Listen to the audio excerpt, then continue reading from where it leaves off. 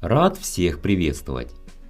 Один из самых популярных автомобилей советского периода, Москвич-412, обладал довольно интересным для своего времени двигателем УЗАМ-412, который стал визитной карточкой детища АЗЛК. Не знаю, слышали вы об этом или нет, однако в последнее время москвичевскому мотору упорно переписывает родство с двигателями BMW, а именно легендарной линейкой М10. Имеют ли такие утверждения под собой основания? Или же это очередная попытка доказать, что в СССР своего ничего не было? Попытаемся в этом разобраться.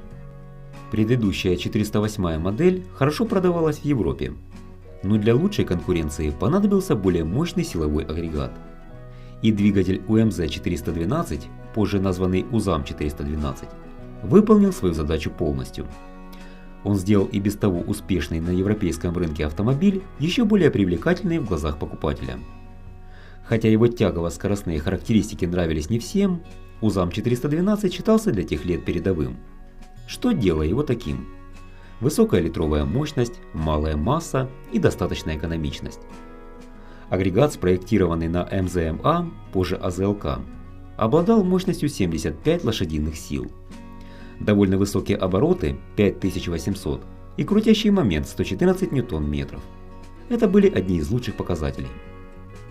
Ну а теперь, собственно, BMW-шный движок М115, которому приписывает родство с мотором москвича. Баварская компания использовала его с 1962 по 1988 год.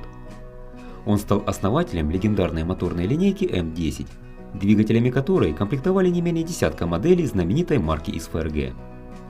Неужели на 412-й «Москвич» ставили переименованный немецкий агрегат? На самом деле нет. И вот почему.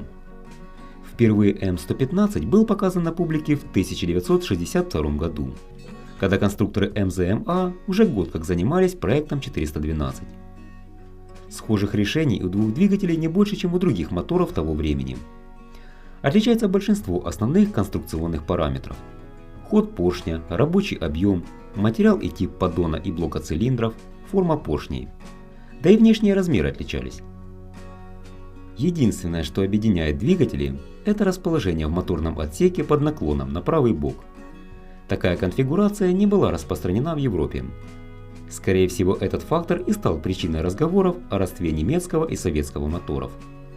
Но этого обстоятельства недостаточно для того, чтобы считать УЗАМ-412 копией BMW М115. На этом все, друзья. Буду благодарен, если вы оцените ролик после просмотра, оставите свой комментарий и подпишитесь на канал, если вы еще этого не сделали. Будет еще много-много интересного. Также вы можете стать спонсором канала и получить определенные бонусы.